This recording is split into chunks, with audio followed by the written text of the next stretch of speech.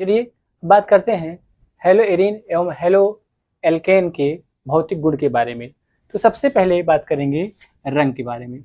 इसके बारे में रंग के बारे में बात करेंगे। तो देखिए सामान्य अवस्था में जो होता है वो एल्किल हैलाइड क्या होते हैं, रंगहीन होते हैं, परंतु सूर्य के प्रकाश में सूर्य के प्रकाश में आने पर क्या हो जाते हैं, ये कलरफुल हो जाते हैं। सामान्य अवस्था में सामान्य अवस्था में सामान्य अवस्था में हेलो एल्केन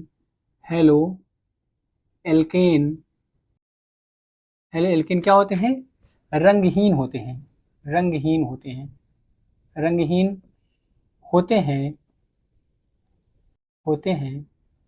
परंतु सूर्य के प्रकाश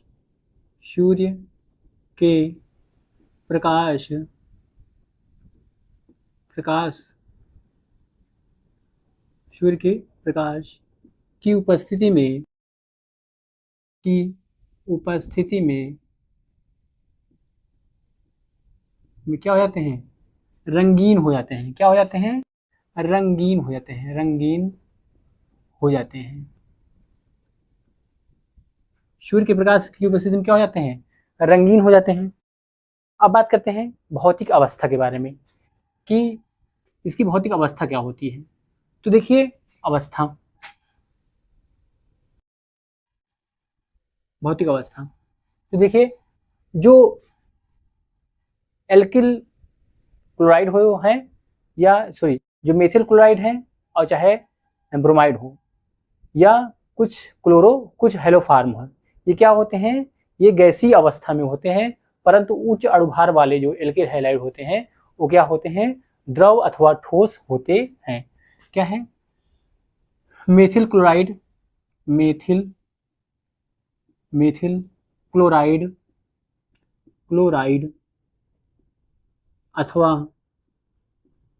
अथवा ब्रोमाइड अथवा ब्रोमाइड क्या होते हैं, ये गैस होते हैं, हाँ ब्रोमाइड। अच्छा, इसके अलावा एवं हेलोफार्म जो हेलोफार्म होते हैं ये क्या होते हैं, गैसीय होते हैं। क्या है, गैसीय होते हैं तथा एवं उच्च अणुभार वाले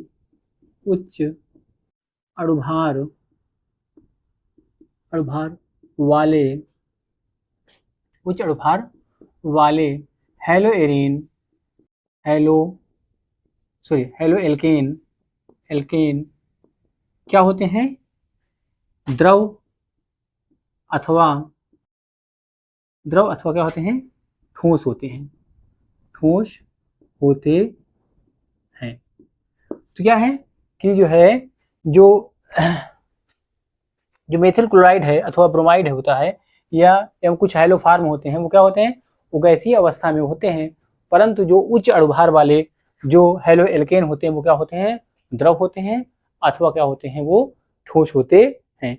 अब बात करेंगे क्वथनांक की और गलनांक एवं क्वथनांक की। किसकी बात करेंगे, गलनांक एवं क्वथनांक की। तो अब बात करते हैं गलनांक एवं क्वथनांक की। तो देखिए जो गलनांक एवं क्वथनांक होता है वो क्या होता है, देखिए ये क्या है, Rx, ये क्या है, हेलो एल्केन है। इनके और इनके बीच क्या होता है, विद्युत आकर्षण बल पाया जाता है, जिसके कारण इनके जो है बॉन्ड होते हैं वो क्या होते हैं, थोड़ा मजबूत होते हैं। तो इनके गलनांक एवं क्वथनांक क्या होते हैं, इनके जो क्वथनांक होते हैं वो क्या होते हैं, वो हाइड्रोकार्बन की अपेक्षा क्या होते हैं, ज्यादा होते हैं। और इसके साथ ही जैसे जैसे अणुभार बढ़ेंगे, अणुभार बढ़ने के कारण इलेक्ट्रॉनों की संख्या बढ़ती जाती है, जिसके कारण जो है विद्युत आकर्षण बल भी क्या होता है, बढ़ता जाता है। तो जैसे जैसे अणुभार बढ़ता है हेलो एल्केन का, वैसे वैसे इनका क्वथनांक भी क्या होता है, बढ़ता जाता है। तो क्या लिखेंगे कि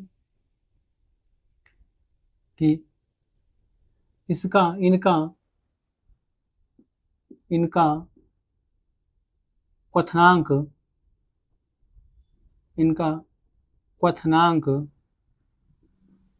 क्या होता है, हाइड्रोकार्बन हाइड्रोकार्बन की तुलना में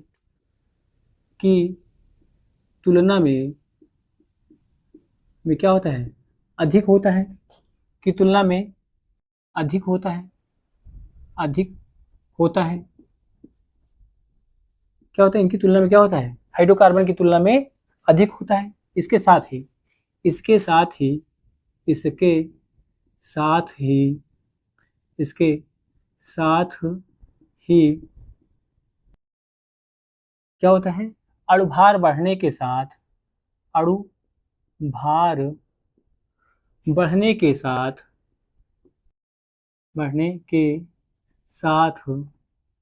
क्या होता है, क्वथनांक क्वथनांक क्वथनांक भी बढ़ता जाता है, बढ़ता जाता है।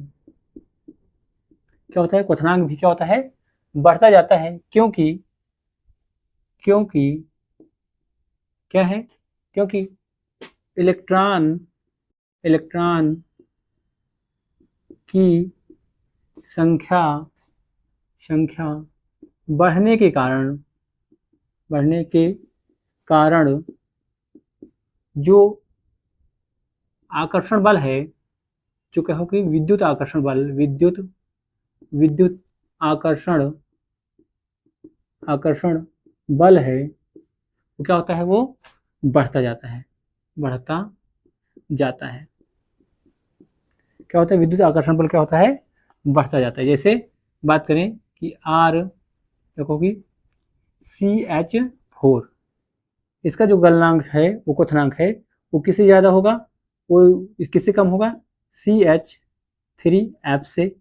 फिर क्या होगा, फिर होगा CH3Cl से।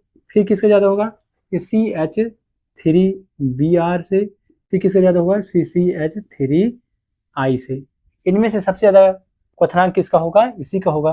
क्योंकि क्या होगा, क्योंकि इसका जो है, इसका जो आकार है वो क्या होगा, वो ज़्यादा होगा। जिससे क्या है कि इलेक्ट्रॉनों के होने के कारण इनके बीच जो आकर्षण बल होगा वो क्या होता है, वो ज़्यादा होता है।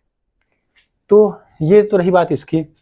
अब बात करते हैं समावयवियों के बीच की, एक और बात करते हैं।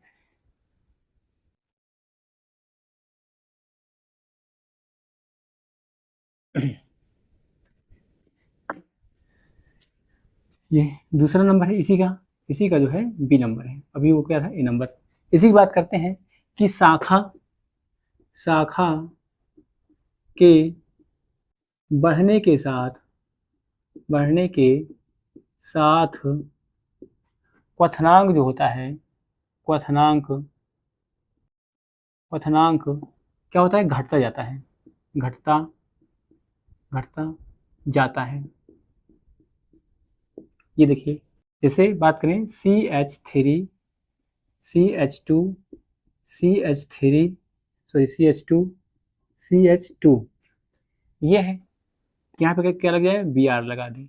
और दूसरा है CH3 CH2 CH, यहाँ पे Br लगा दें, यहाँ पे क्या लगा दें, CH3 लगा दें।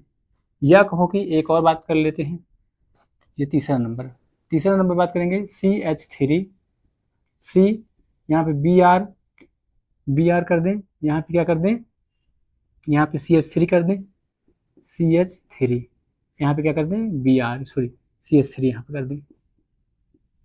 तो देखिए इन तीनों में सबसे ज्यादा गलनांक किसका होगा, सबसे ज्यादा क्वथनांक किसका, पहले नंबर का होगा, फिर इसका होगा, फिर इसका होगा।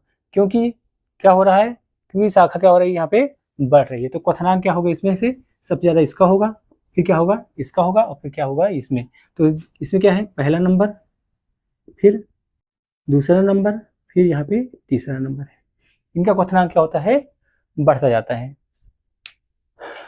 अब बात करते हैं घनत्व की, बात करते हैं।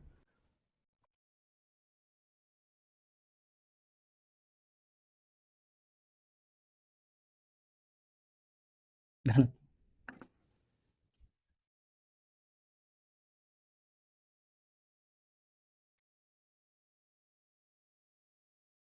घनत्व। तो घनत्व क्या होता है कि जो है क्या फर्क पड़ता है घनत्व में कि एक ही एल्किल समूह के लिए, एक ही एल्किल के लिए हैलाइडों के अणुभार बढ़ने के साथ साथ क्या होता है, उनका घनत्व भी क्या होता है, बढ़ता जाता है। तो क्या है, एक ही एल्किल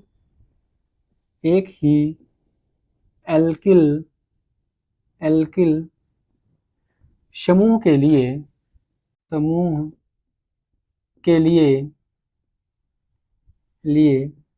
क्या होता है,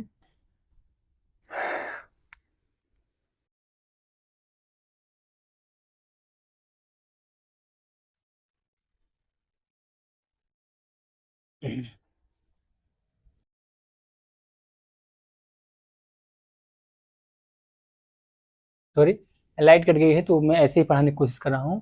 क्या लिखा हूँ कि एक ही एल्किल समूह के लिए, एक ही एल्किल समूह के लिए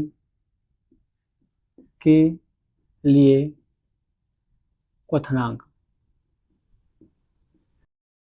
एक एल्किल समूह के लिए क्वथनांक देखिए क्या होगा, यहाँ पे R सबसे कम किसका होगा, इसका होगा, फिर किसका ज़्यादा होगा, फिर RCl, फिर किसका ज़्यादा होगा, RBr, और सबसे अधिक किसका होगा, यहाँ पे होगा RI। इसका क्या होगा, क्वथनांक क्या होगा, सबसे ज़्यादा होगा। क्यों, वही बात कि आकर्षण बल इसका क्या होगा, ये ज़्यादा होता है। ये तो रहा पहला नंबर।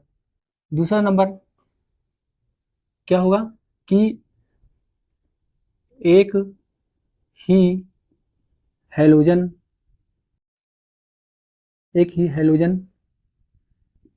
समूह के लिए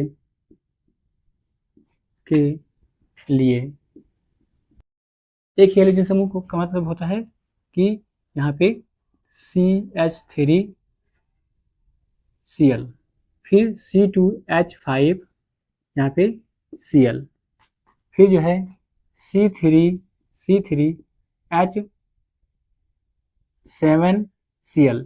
इनमें से सबसे ज़्यादा घनत्व किसका होगा, इनमें से सबसे ज़्यादा घनत्व होता है वो, ये पहला नंबर, ये दूसरा नंबर, ये क्या है, तीसरा नंबर। तो इसमें क्या होगा, तीसरा नंबर क्या होगा, सबसे ज़्यादा होगा, इसके बाद दूसरा नंबर का, और इसके बाद जो सबसे कम होगा वो किसका है, वो पहले नंबर का होगा।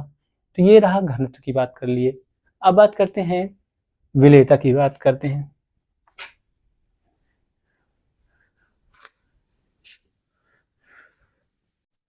तो लाइट कट जाने के कारण आज की क्लास को मैं यहीं पे रोकता हूँ। अगर आपको मेरा वीडियो पसंद आया है तो इसे लाइक कीजिए और मेरे चैनल को सब्सक्राइब करना ना भूलें। आज के लिए इतना ही। जय हिंद, जय भारत।